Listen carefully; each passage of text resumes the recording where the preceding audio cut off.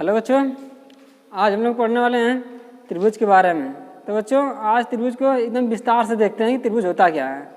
देखिए लिखा गया है त्रिभुज। त्रि मतलब होता है तीन, भुज मतलब होता है भुजा, यानी कि तीन भुजाओं से घिरी हुई बंद आकृति को हम लोग कहते हैं त्रिभुज। देखिए त्रिभुज तीन सरल रेखाओं से घिरी हुई बंद आकृति को त्रिभुज कहते हैं। जैसा कि देखिए फिगर में दिखाते हैं।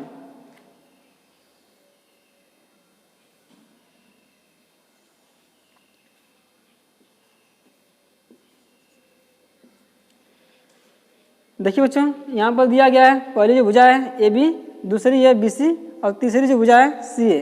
तो तीन सरल रेखाओं से घिरी हुई बंद आकृति को हम लोग कहते हैं त्रिभुज। त्रिभुज में तीन भुजा होते हैं और तीन कोण होते हैं। और बच्चों देखिए जो त्रिभुज है इनके तीनों अंतःकोणों का जो योगफल होता है, यानी कोण ए प्लस कोण बी प्लस कोण सी इक्वल टू 180 अंश होता है।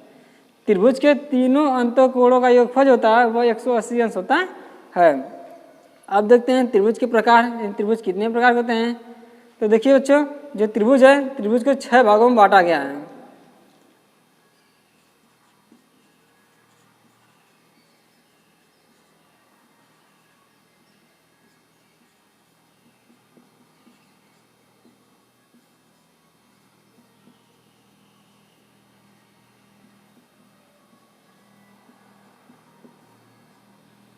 त्रिभुज को 6 भागों में बांटा गया है।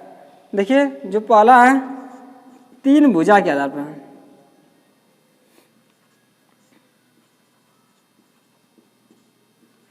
तीन भुजा के आधार पर, तीन भुजा के आधार पर और तीन कोण के आधार पर।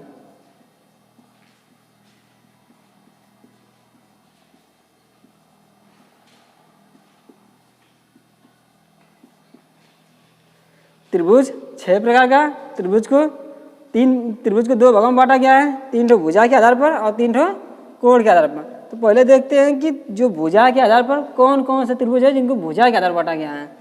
तो जो पहला आ गया उसे हम लोग कहते हैं समबाहु त्रिभुज। जो दूसरा है उसे हम लोग कहते हैं विषमबाहु त्रिभुज।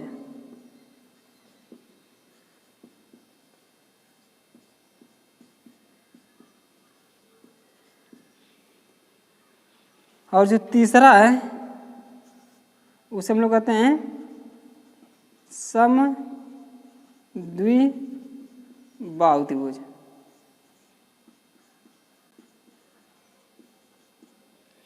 देखिए बच्चों तीन भुजा के आधार पर जो है पहला समबाहु त्रिभुज, दूसरा विषमबाहु त्रिभुज और तीसरा जो है समद्विबाहु त्रिभुज। तो सबके बारे में जानते हैं कि समबाहु त्रिभुज किसे कहते हैं, विषमबाहु त्रिभुज किसे कहते हैं और समद्विबाहु त्रिभुज किसे कहते हैं।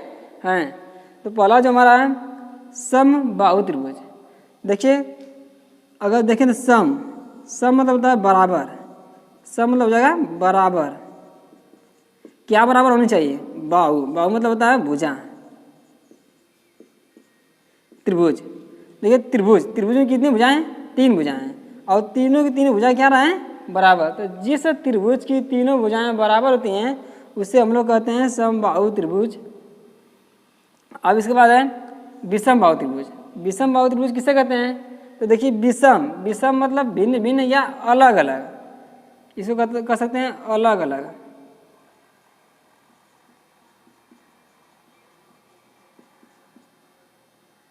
अलग अलग क्या होना चाहिए, बाहु मतलब भुजा।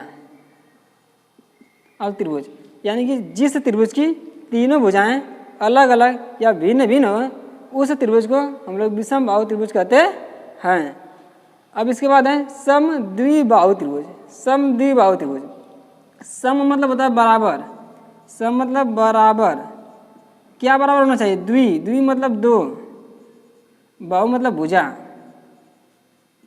त्रिभुज जिस त्रिभुज की 2 भुजाएं बराबर, जिस त्रिभुज की 2 भुजाएं बराबर हो उस त्रिभुज को हम लोग कहते हैं समद्विबाहु त्रिभुज कहते हैं। समबाहु त्रिभुज जिसकी तीनों भुजाएं बराबर समबाहु त्रिभुज कहलाता है। जिस त्रिभुज की तीनों भुजाएं अलग अलग भिन्न भिन्न हो उस त्रिभुज को हम लोग कहते हैं विषम बाहु त्रिभुज। और जिस त्रिभुज की सिर्फ और सिर्फ कितनी भुजाएं बराबर, 2 भुजाएं, जिस त्रिभुज की 2 भुजाएं बराबर होगी उस त्रिभुज को हम लोग कहते हैं समद्विबाहु त्रिभुज। अब बच्चों आगे देखते हैं जो 3 कोण के आधार पर है यह कौन कौन है। तो यह जो पहला है, पहले को हम कहते हैं न्यून कोण, जो दूसरा है उसे हम लोग कहते हैं समकोण। पहला न्यून कोण त्रिभुज लिख लेते हैं, न्यून कोण त्रिभुज। दूसरा जो है समकोण त्रिभुज। तीसरा जो है इसका नाम है अधिक कोण त्रिभुज।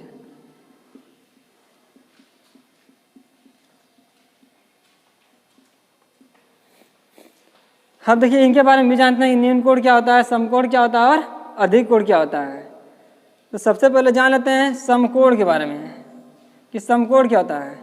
जिस त्रिभुज का कोई एक कोण, जिस त्रिभुज का कोई एक कोण समकोण अर्थात 90 अंश का होता है उसे हम लोग कहते हैं समकोण त्रिभुज। जिस त्रिभुज का कोई एक भी कोण 90 अंश का है तो उसे हम लोग कहते हैं समकोण त्रिभुज। अब देखिए हम जान चुके हैं अगर कोई एक कोण 90 अंश है तो यह कहलाएगा समकोण त्रिभुज। अब इसके जस्ट पहले दिखा रहा है न्यून कोण त्रिभुज। न्यून कोण त्रिभुज किससे कहते हैं, न्यून मतलब होता है कम, किससे कम होना चाहिए, 90 अंश से। जिस त्रिभुज के प्रत्येक कोण अगर 90 अंश से कम है, जिस त्रिभुज के प्रत्येक कोण अगर 90 अंश से कम तो क्या कहलाएंगे, न्यून कोण त्रिभुज। जिस त्रिभुज के प्रत्येक कोण अगर 90 अंश से कम होंगे तो उसे हम कहते हैं न्यून कोण त्रिभुज। 90 अंश से कम, 90 अंश से कम, अगर 90 अंश से कम तो न्यून कोण। अब इसके बाद पढ़ते हैं अधिक कोण। अधिक कोण, अधिक कोण किससे कहेंगे, जिस त्रिभुज का कोई एक कोण अगर 90 अंश से अधिक है, जिस त्रिभुज का कोई एक कोण अगर 90 अंश से अधिक है तो उस त्रिभुज को हम लोग कहते हैं अधिक कोण त्रिभुज। 90 अंश से अधिक, जिस त्रिभुज का मान अगर 90 अंश का बराबर तो समकोण, 90 अंश से कम तो न्यून कोण, अगर 90 अंश से अधिक तब कहलाएगा अधिक कोण त्रिभुज। तो दोस्तों इस तरह से आप त्रिभुज के बारे में जान सकते हैं अच्छी तरीके से।